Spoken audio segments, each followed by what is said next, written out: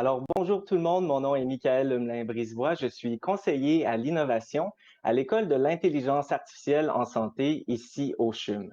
Au nom de toute l'équipe, il nous fait grand plaisir de vous retrouver pour notre tout premier moment de l'intelligence artificielle le midi, nos fameux miams de la saison 2021. Évidemment, après une mise en suspens de notre programmation en raison de la pandémie actuelle, il nous fait plaisir de vous revenir avec une formule complètement réinventée et pertinente. Cette année, on vous propose d'explorer différentes thématiques qui ont été validées par les acteurs du terrain et tout ça dans un format virtuel et sécuritaire. La seule chose qui n'a pas vraiment changé, c'est qu'on est toujours soucieux de vous donner le droit de parole et l'occasion de poser vos questions directement à nos experts. À cet effet, j'ai le plaisir de vous présenter un de mes très chers collègues, Simon Reeves, qui jouera le rôle de modérateur pour nos miams. Alors, Simon, bonjour. Comment est-ce que tu peux décrire ton rôle? Merci beaucoup, Michael. Bonjour à tous et à toutes. Merci pour cette introduction.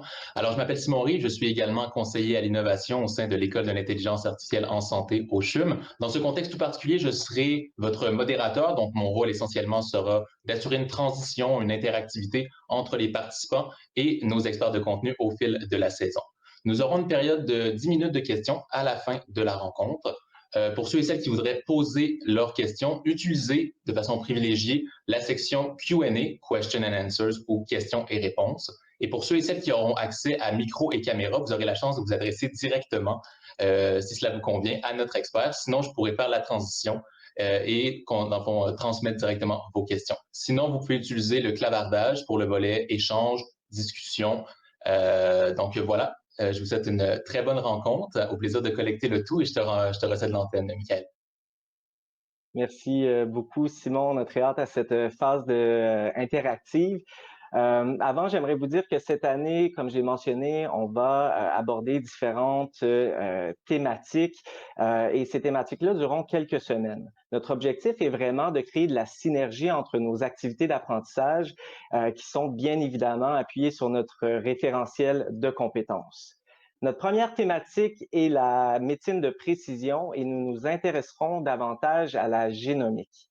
Inutile de vous préciser que cette dernière, conjuguée à l'essor de l'intelligence artificielle en santé, a connu un intérêt accru et ce depuis 2020. Par contre, les convergences entre la génomique et l'intelligence artificielle relèvent d'un univers assez complexe et on aimerait vous proposer tout d'abord, avant d'explorer plus en profondeur différents angles, de se bâtir un cadre de référence commun qui va nous permettre de bien comprendre les bases de la génomique et comment celle-ci s'inscrit dans de la médecine personnalisée. Qui de mieux placé que Dr Zaki El Affaf pour nous aider à démystifier ce sujet? Donc, Dr El Affaf, vous êtes à la fois médecin généticien, oncogénéticien, directeur de la clinique d'oncogénétique du CHUM, professeur adjoint de la clinique à la faculté de médecine de l'Université de Montréal et au service de médecine génique du CHUM. Vous êtes aussi chercheur investigateur au centre de recherche du CHUM. C'est un honneur de vous avoir avec nous pour la reprise de nos miams. Bonjour. Bonjour, bonjour, c'est un honneur pour moi d'avoir reçu cette invitation, de participer aux efforts d'enseignement de l'école de l'intelligence artificielle du CHUM.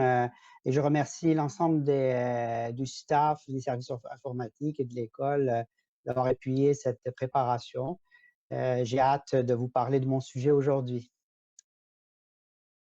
Merci beaucoup. Donc, avant de commencer, est-ce que vous aimeriez déclarer un conflit d'intérêts? Alors, je n'ai pas de conflit d'intérêt réel ou potentiel en lien avec cette présentation. Génial, merci beaucoup. Donc, je vous propose de vous lancer une question pour commencer votre présentation. Donc, pouvez-vous nous éclairer davantage sur les origines de la génétique? Alors, merci, Michael. Alors, on réfère le mot génétique au sens étymologique, au mot grec génékos, qui veut dire en fait la genèse, la création, mais qui n'a pas du tout le sens qu'on entend aujourd'hui par génétique, qui est plus une science de l'hérédité. Alors, on ne sait pas encore de façon précise c'est quoi la date de naissance de la génétique. On attribue le mot génétique à Sir William Bateson quand il a proposé lors de la 3e conférence de génétique des plantes donc, au début du XXe siècle, à cette conférence, il y a eu comme un consensus pour utiliser ce terme de génétique qui faisait finalement, du point de vue des concepts, un petit peu débat. On accorde, bien entendu, on ne peut pas passer sous silence le travail phénoménal et conceptuel de Gregor Mendel, qui a, à travers l'assortiment, la loi des assortiments et la pureté des gamètes, a jeté les bases de concepts de possiblement une hérédité, mais qui était plus immatériel. Lui-même, il ne s'orientait pas vers cet aspect de la science de l'hérédité. Et par la suite, si on fait un coup d'éventail très rapide historique en passant à travers le 19e et 20e siècle, nous avons une période où il y a une fusion des idées à la suite de la description des chromosomes, une fusion entre la théorie mendélienne et la théorie de Walter Fleming, qui disait que finalement, cette chromosome pourrait être un matériel qui transmet des caractères héréditaires transgénérationnels qui sont observés aussi bien chez l'être humain que dans d'autres espèces. Par la suite, toujours dans l'immatériel et dans l'imaginaire, mais sans pouvoir déterminer de façon plus précise ce qu'est un gène ou un locus et tout ça. Donc, il y a les travaux de Thomas Morgan, les travaux de Francis Galton et d'Archibald Garrod qui ont un petit peu jeté des bases d'une théorie, disons qu'un gène dont le nom a déjà été prononcé en 1909, voyez-vous, et donc en disant que ce caractère qui était immatériel pourrait finalement, s'il y avait une perturbation, engendrer une maladie. Et donc, il y avait une théorie d'un gène, une enzyme qui a longtemps prévalu auprès des biochimistes. Pardon. Donc, par la suite, la fin du XXe siècle, début du XXIe siècle, a vu la concrétisation de ce matériel génétique à la suite des travaux de Crick et Watson qui ont, dans leur imaginaire, dessiné un peu les brins d'ADN sous forme de diagramme. Et en fin de l'article qui durait, qui était sur une page, disait que potentiellement, ça ne nous a pas échappé que ce matériel génétique pourrait être en lien avec l'hérédité. Par la suite, une accélération fantastique des connaissances matérielles, puisqu'on a, dans les années 60, décrit le code génétique à travers donc, les codes des acides aminés. Et à l'idée d'un gène, une enzyme, on a vu que finalement, l'ADN était beaucoup plus complexe que ça. Ce n'est pas une structure rigide, mais plutôt une structure dynamique qui avait une composante complexe et qui a permis, avec les premiers travaux sur les lactoses, la tolérance au lactose, étudier les expressions des gènes, la variation génique. Tout cela s'est construit au fil du temps jusqu'au moment où maintenant on a comme une explosion de ces données génomiques et génétiques avec une possibilité de faire de l'édition du génome par la méthode CRISPR. Donc vous voyez, il y a une composante génétique classique qui s'est installée, puis avec la complexité des choses, la génomique a pris aussi sa place. On verra tout à l'heure un petit peu c'est quoi les déterminants de ces concepts-là. Alors, bien entendu, le Québec, l'Amérique du Nord, le Canada n'étaient pas en reste de ces efforts. On considère que Victor McKusick est un peu le père fondateur de la génétique clinique, mais nous avons un grand honneur et je tenais à donner comme un coup de clin d'œil très affectueux à Diane Provencher et Pavel Hamet, qui ont été les fondateurs de la clinique de génétique du CHUM et avaient une vision future et donc les premières médecines personnalisées datent d'il y a une vingtaine d'années, quand la contribution fut grande de l'équipe à l'époque, dont faisait partie Diane Provencher, sur la caractérisation des gènes BRCA1, BRCA2 à l'époque, la fin des années 90, début des années 2000. Docteur Pavel Hamet, qui voyait que les patients recevaient leurs résultats sous forme de lettres, avait institué donc un cadre plus structuré de cette clinique personnalisée. Et les premiers succès de cette médecine personnalisée s'est vu traduire par les traitements personnalisés dans la prévention des cancers, mais aussi en traitement de cancer de la thyroïde. Alors, bien entendu, ces efforts-là ont contribué à développer une équipe actuellement bien riche, composée de conseillères en génétique, d'infirmières, de nutritionnistes et de médecins généticiens, et dont des PhD ont rejoint un peu les forces de l'équipe il y a peu de temps. Alors, évidemment, je tenais à faire la distinction entre ce que veut dire génétique dans le sens de l'hérédité pour faire la part de ce qui est génétique, somatique et moléculaire, qui sort un peu du cadre de ma présentation, mais qui fait partie intégrante d'une médecine aussi personnalisée et de précision. Alors, je définirais la génétique comme étant la science qui va s'intéresser aux maladies des chromosomes, aux gènes, et donc leur détermination de maladies sous forme d'une hérédité dominante récessive liée au sexe ou des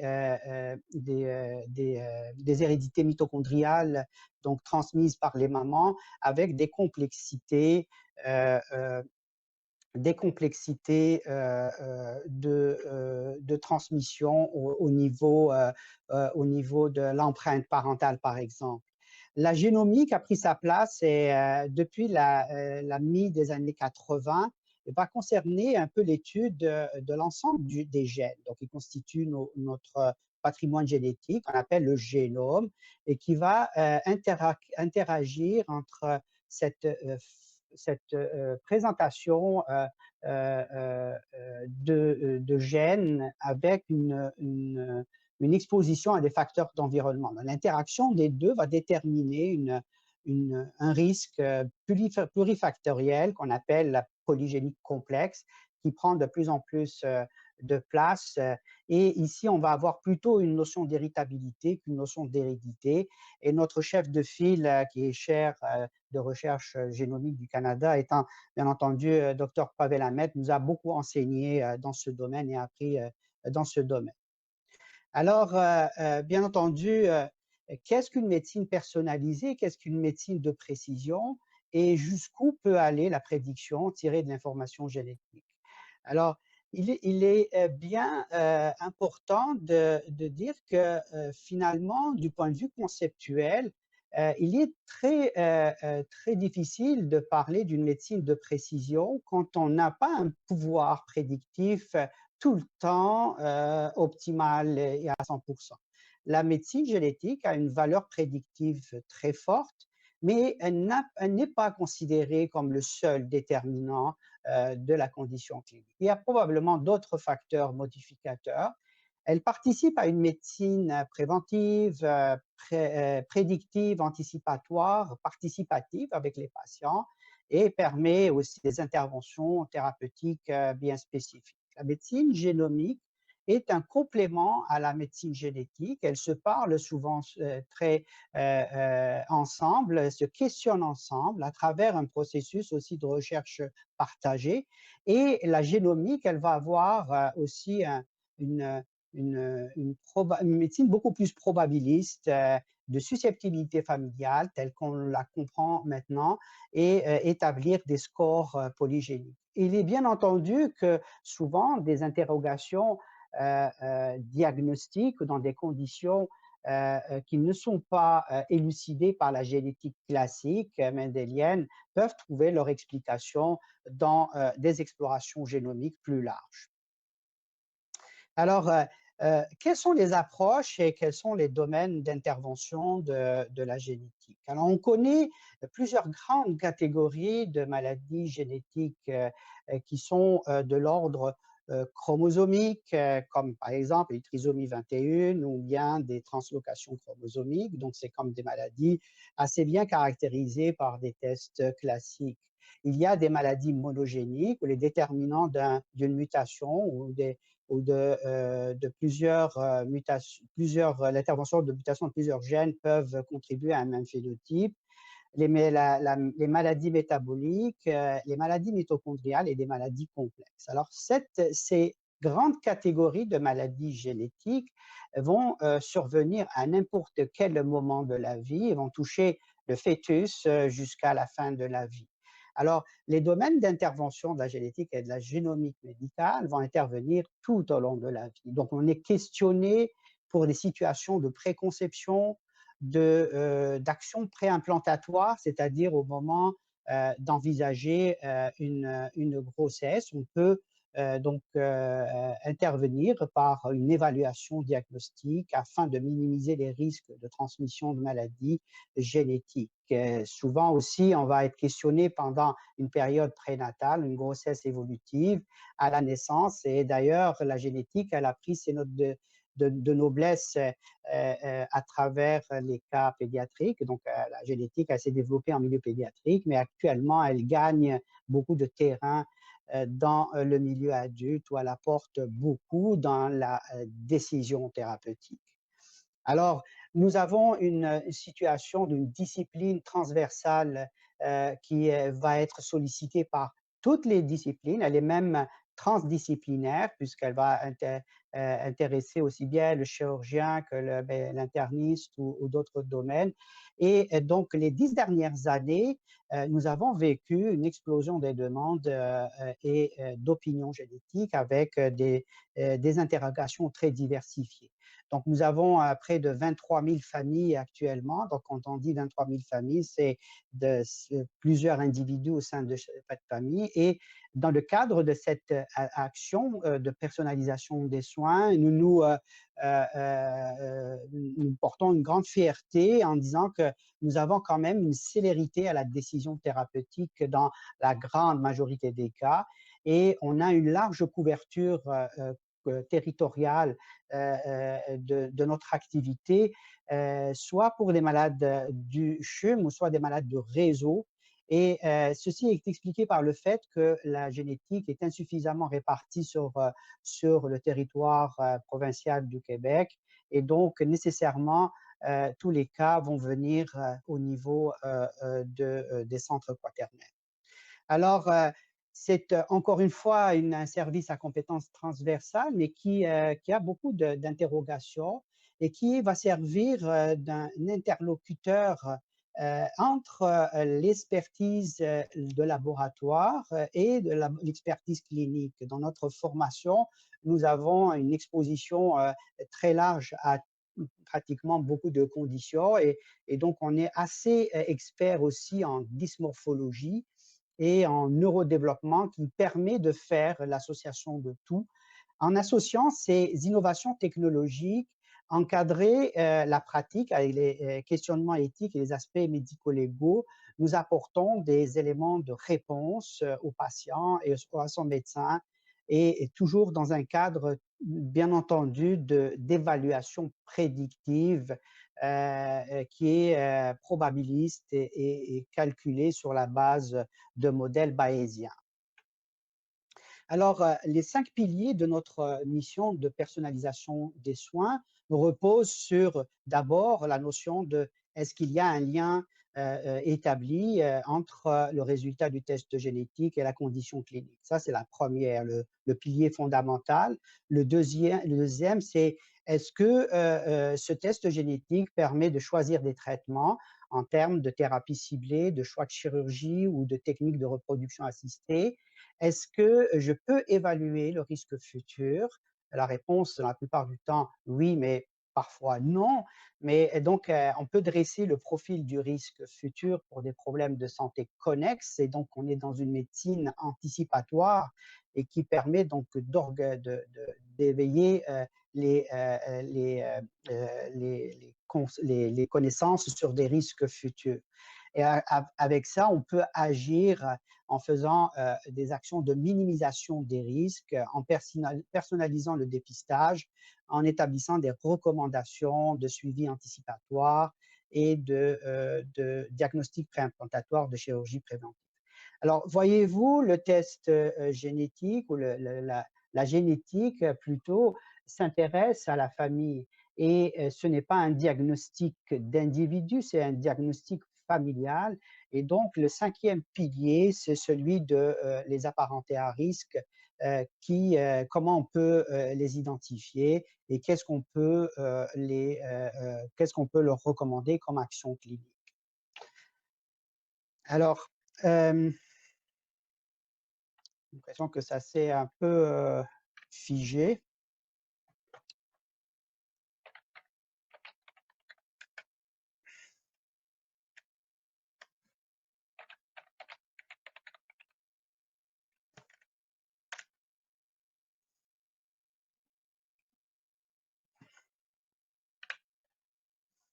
Voilà. Alors, je reviens, excusez-moi, personnalisation. Alors, nous utilisons notre expertise clinique, mais aussi une grande diversité de tests moléculaires. Alors, effectivement, il est très important de choisir le bon test pour le bon patient et au bon moment. Et donc, tous ces tests-là, ici représentés dans la panoplie moléculaire, vont de l'ancêtre de l'analyse génétique cytogénétique, qui est le karyotype, qui va montrer un peu les anomalies de nombre et de structure. Mais c'est d'autres approches de testing moléculaire vont permettre de regarder avec beaucoup plus d'acuité certaines régions qui sont inaccessibles selon les techniques utilisées. Donc là, vous avez en haut à gauche une micropuce qui permet de regarder s'il y a un déséquilibre de dosage des gènes qu'on ne peut pas voir sur le karyotype classique, et inversement. Donc, et au fur et à mesure, nous avons des façons de regarder, un peu d'imager cette anomalie génétique de la mutation, comment elle se présente. Et donc, ça montre bien que la génétique est extrêmement complexe, et les mutations peuvent survenir de façon différente et avoir des morphologies différentes, et donc savoir les chercher. L'exome est venu avec le séquençage du génome au complet, apporter aussi des solutions diagnostiques aux cas complexes, et apporte une grande profondeur d'analyse actuellement. Alors, la personnalisation des soins dans ses principes, c'est d'extraire chez un individu parmi une cohorte de patients qui pourraient présenter les mêmes symptômes à travers une expertise clinique et des tests génétiques, biochimiques bien choisis, une corrélation entre le phénotype du patient et le génotype pour pouvoir donner la meilleure voie, la meilleure stratégie de traitement et de suivi pour cette personne et pour ses apparentés. Alors, je vais vous montrer à travers 4 cas réels que nous avons eus au CHUM, et un cas de personnalisation des soins dans le cadre d'une prédisposition héréditaire au cancer. 2 sœurs qui avaient eu un diagnostic de cancer du sein à quelques semaines d'intervalle, mais avaient des résultats génétiques discordants. Donc ici, bien entendu, si on regarde les 5 piliers dont on a parlé tout à l'heure, on a établi un lien de causalité certain dans les 2 cas. On a identifié les facteurs, les apparentés à risque, qui est ici la maman de 70 ans qui est en bonne santé.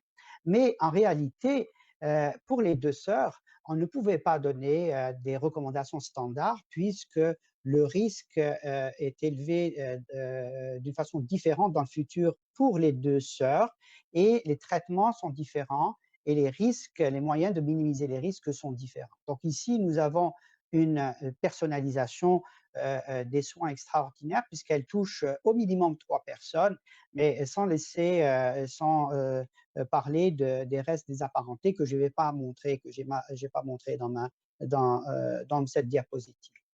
Alors, nous avons aussi des situations où plusieurs conditions génétiques peuvent coexister chez une même personne.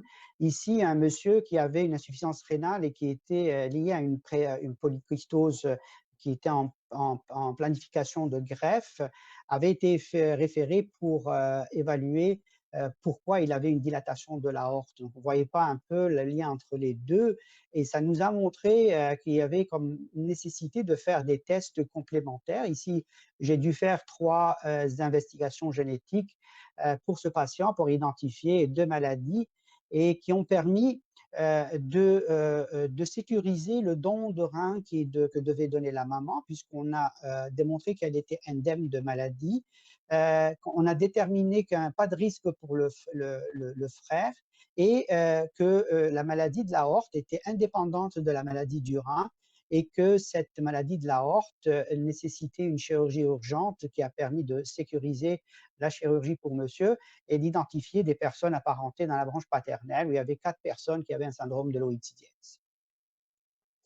Une situation heureuse qui s'est terminée par une belle grossesse d'un couple qui était désespéré par une infertilité, qui en réalité, c'est un monsieur qui est ici représenté à un carré jaune, avait une globoazoospermie, qui en fait, la conformation de la tête du spermatozoïde empêchait naturellement de faire la fertilisation de l'ovule. Donc, il y avait certainement un échec de l'injection intra-utérine de sperme. Donc, donc là, la démonstration d'un état homozygote, c'est-à-dire sur les 2 copies du gène SPATA16, la mutation qu'il avait héritée de chacun des parents, parce que, voyez-vous, ils sont cousins, donc ils sont représentés par 2 barres qui les collent. Donc, il y avait un lien de parenté. Donc, lui, il a hérité d'une condition récessive qui l'a rendu infertile. Et ceci a permis d'obtenir une grossesse grâce au choix d'une ICSI, donc une injection intracytoplasmique du matériel génétique du spermatozoïde dans l'ovule. Et donc, ça a permis ensuite d'avoir l'embryon implanté dans l'utérus. Un beau succès. Le dernier exemple est une situation prénatale extrêmement urgente à solutionner. En tout début de grossesse, d'un couple dont le mari, représenté en jaune, avait une hyperplasie congénitale des surrénales et sa conjointe était porteuse d'une mutation dans le même gène, CYP21A2.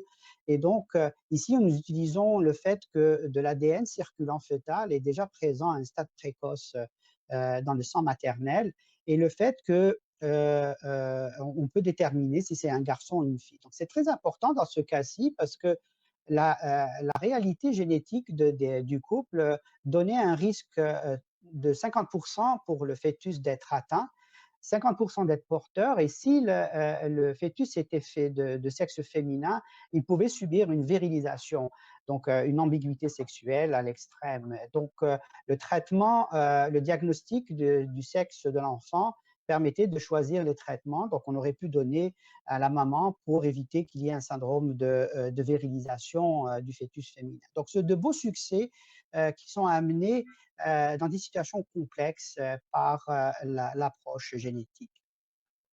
Alors, bien entendu, nous avons de gros enjeux et des dilemmes. Les dilemmes en lien avec l'information génétique qui sont de plusieurs aspects. Des aspects éthiques et médicaux qui vont avoir des conséquences juridiques et culturelles. Les aspects éthiques sont des paramètres non négociables dans la pratique de la génétique, qui sont la confidentialité, la justice, l'équité, la non-malfaisance, la bienfaisance et l'autonomie. Donc, il faut aussi, au niveau des aspects médicaux, juger de l'utilité clinique. Donc, nous avons une approche extrêmement ciblée, très experte, mais ciblée vis-à-vis de la question clinique. Donc, il n'est pas question de faire des tests pour faire des tests, mais il faut faire des tests pour le bon patient et faire le bon test. Et il y a aussi une importance capitale au sujet de la signification précise des résultats. Alors, un résultat négatif veut dire que dans le champ des expertises qu'on a faites, on n'a pas démontré une cause génétique héréditaire. Parfois, avec une grande assurance, on peut dire qu'on peut écarter une cause génétique, mais des fois, on n'est pas encore certain. Et s'il y a un résultat positif, on peut aussi se demander, est-ce que c'est une trouvaille fortuite ou bien est-ce bien un lien de causalité? Donc, les trouvailles fortuites posent un problème parce que si on fait des tests attelage avec une approche panel, si on ne choisit pas bien nos ingrédients à tester, on peut être amené à trouver des variations génétiques qui ne sont pas en lien avec la question clinique et ça peut poser des problématiques. Alors, il y a bien entendu des impacts médicaux sur la non-divulgation aux apparentés, sachant qu'une personne dans une condition dominante pourrait avoir transmis à ses enfants ou pour lesquels les frères et sœurs pourraient avoir un risque, mais qui ne voudraient pas divulguer ce résultat. Donc, ça pose des soucis importants. Alors, ces impacts éthiques et médicaux ont des conséquences culturelles, bien entendu, sur le fonctionnement de la famille, l'éclatement familial, l'impact de bris de confidentialité, des possibilités de non-paternité ou des choses qui peuvent arriver comme ça, mais aussi des aspects juridiques. Et là, on sait bien qu'il n'y a aucune exception vis-à-vis de la loi et nous avons toujours cette épée de Damoclès au-dessus de nous. Donc, nous avons aussi de bonnes nouvelles concernant les lois sur les assurances, puisque il y a 2 ans, le Sénat avait voté une loi qui protégeait contre la discrimination des personnes vis-à-vis des assurances pour les tests génétiques. Donc, après une saga qui a duré 2 ans et puis qui finalement, à l'été 2020, en pleine Covid, la Cour suprême a rendu un avis favorable, mais sans avoir la majorité des législateurs. Donc, en résumé, cette loi dit que les compagnies d'assurance n'ont pas le droit de poser la question sur les tests génétiques ou demander un test génétique au patient. Le patient n'a pas l'obligation de donner, de révéler s'il a fait des tests génétiques ou pas. Il reste que les compagnies d'assurance peuvent demander, interroger sur l'histoire familiale, donc et établir les risques d'assurabilité. Alors, des enjeux importants donc, sont à solutionner au Québec. Vous voyez bien que la balance, elle est déséquilibrée. Déséquilibrée d'un côté parce que la demande est grandissante, elle est très diversifiée, les attentes sont immenses, on a une perception aussi systémique de la génétique qui est à étudier. Donc, on a la perception qu'on on a un pouvoir prédictif très fort. Alors, en réalité, elle a comme beaucoup de limites. On ne peut pas dire plus que les tests nous donnent comme information. Et donc, ce déséquilibre peut pousser des personnes à aller chercher des tests directs aux consommateurs. Rappelons que nous, on veut avoir des réponses ciblées. Donc, la flèche rouge, là, donc c'est une réponse ciblée à la question clinique. Et donc, faire des tests à large peut être donc nocif un peu à l'information, puis peut ne pas apporter les informations utiles. D'un autre côté, le penchant là, de la balance est dans l'inégalité provinciale de la disponibilité des investigations génétiques. C'est une discipline qui est encore peu connue, elle est encore peu enseignée et pour lequel le médecin de famille est encore peu outillé, donc on y travaillons. Et donc face à cette situation, là je mets beaucoup de passion à parler de ça, parce qu'il faut vraiment innover, il faut révolutionner la pratique, il faut révolutionner les choses pour maximiser l'accès à tout le réseau. Il faut inscrire la génétique dans un cadre qui lui est dû dans le domaine de la santé publique, parce qu'il y a beaucoup d'actions sur la prévention et donc il y a un intérêt économique très fort. Il y a un intérêt à partager cette expertise en travaillant en intégration avec les autres disciplines et aussi à faire un effort d'enseignement à toutes les strates qui sont ciblées et bien outiller les médecins de famille. Enfin aussi, surtout, je dirais, développer aussi le partenariat avec les patients pour améliorer leur information et leur apporter de l'expertise qui serait comme bénéfique en retour d'avoir de ce qu'ils en pensent. Alors, disons que du point de vue plus macro et philosophique, la relation entre le patient et le médecin qui se pose les questions de comment on va aborder cette problématique qui se présente à eux, elle devrait être vue dans un cadre plus large, structurel, organisationnel du système de santé, en tenant compte des économies de coûts et des coûts d'investissement qu'il faut faire au départ, mais aussi dans un cadre éthique, philosophique et psychologique global pour mener à bien ce navire. Conclusion, je dirais que nous avons des joyaux dans la médecine moderne actuellement, dans la discipline de génétique et génomique. Elles ont de nombreuses applications dans différents domaines et ces applications sont en perpétuel développement. Ils soutiennent la médecine personnalisée. Elles doivent être intégrées dans le système de santé. Je l'ai dit plusieurs fois là parce que ça me passionne énormément. Et cette intégration doit se faire à bon escient, ça doit se faire d'une façon étudiée, équitable, et il faut que la perception des limites, des vraies limites de ces disciplines soit mieux connue. La maîtrise de ces nouvelles disciplines est essentielle pour solutionner les enjeux d'expertise. Ces expertises ont un rôle essentiel, fondamental pour les soins et la prévention qu'on doit accorder à nos patients. Alors, je vous remercie de votre attention et puis je suis prêt à prendre vos questions. Alors, merci beaucoup, Dr. Elafaf, pour votre sublime présentation, très enrichissant. J'ai aucun doute que ça a suscité plusieurs questions auprès de nos nombreux participants. Donc, sans plus attendre, je passerai la balle à mon collègue Simon qui animera ce moment interactif. Alors, Simon, est-ce qu'il y avait des questions? Merci beaucoup, Michael. Et j'en profite également pour vous remercier, Dr. Elafaf, pour la qualité et la richesse de votre présentation. C'était super. Beaucoup de questions. On va commencer par une question d'une participante, Safa Talbi, qui vous demande, Dr. Elafaf, quel est selon vous le rôle ou les rôles de l'intelligence artificielle dans le diagnostic génétique de l'autisme? Alors, c'est une bonne question qui est complexe. Actuellement, il faut bien aussi savoir que dans l'investigation de l'autisme, nous avons une grosse part d'investigation génétique. Nous avons des standards d'investigation qui apportent une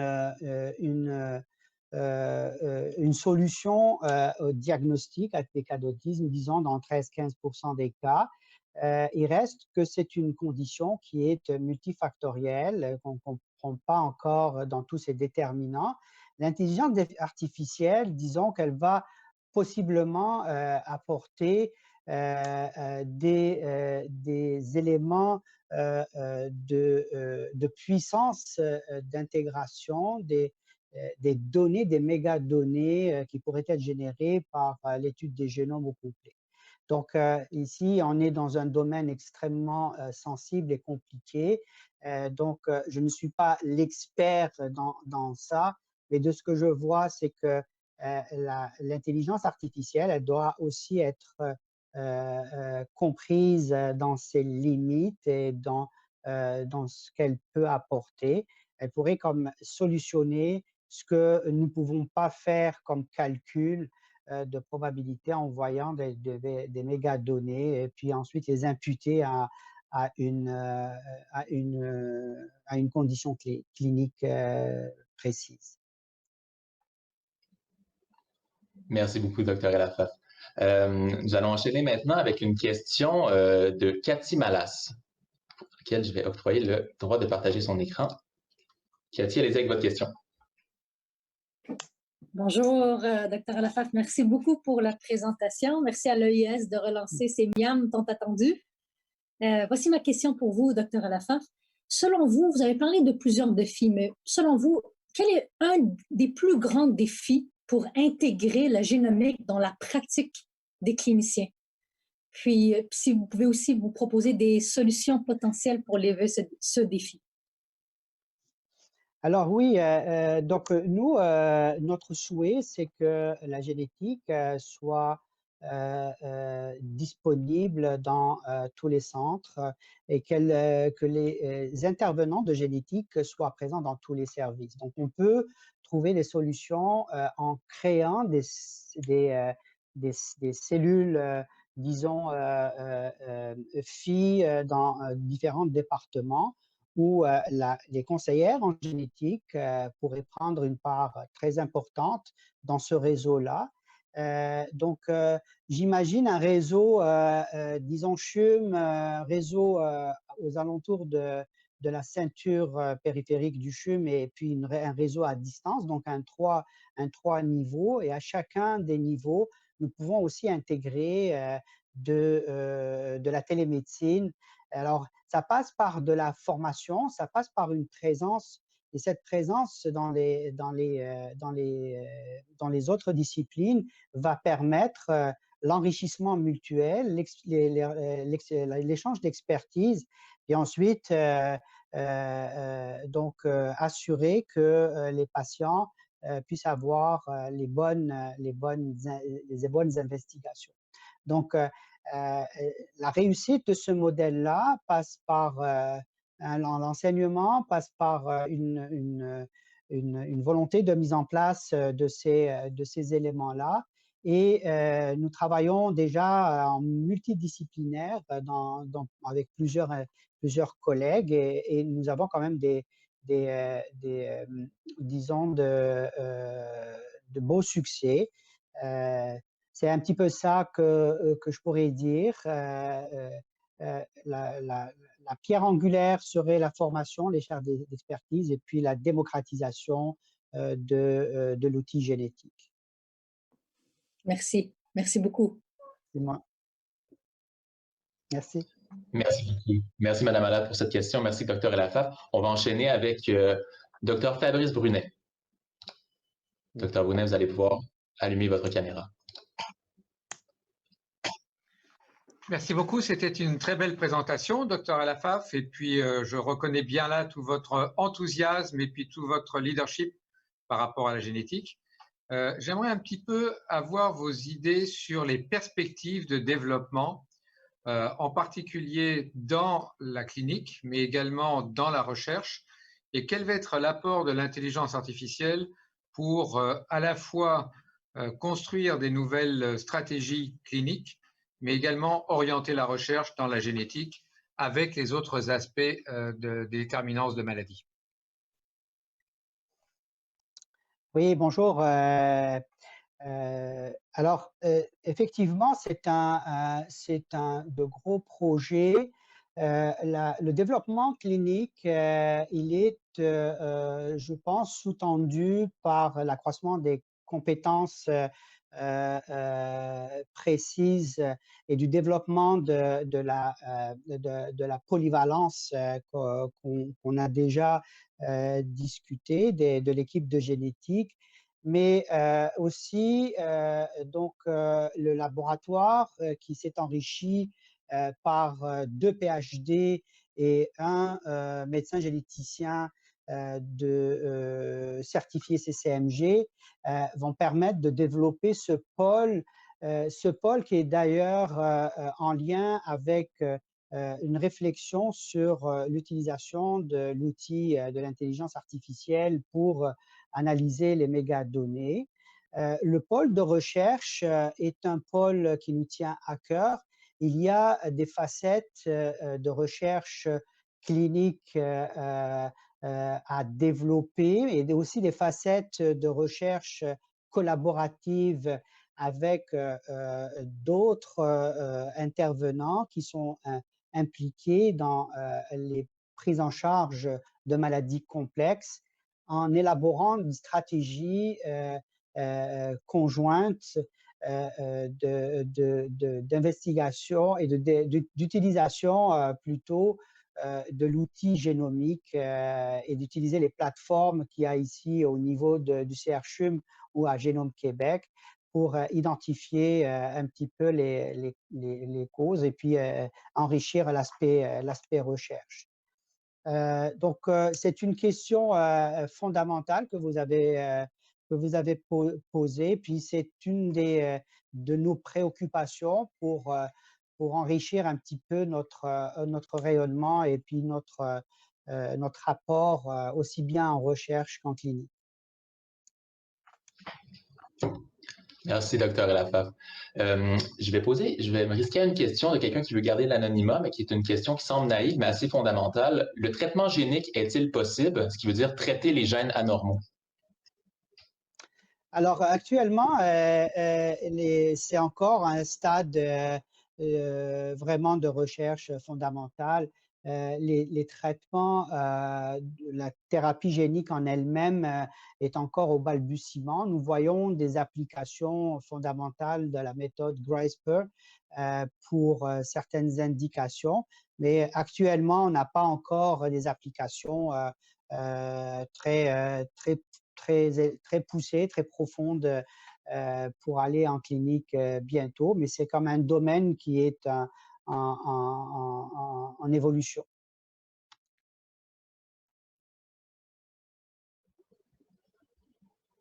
Encore une fois, merci. Maintenant, une question de Nathalie Beaulieu, directrice de l'enseignement et de l'Académie au CHUM, qui demande quel est l'apport de l'intelligence artificielle et que pouvons-nous anticiper comme développement pour les patients, bien sûr en rapport avec la génomique?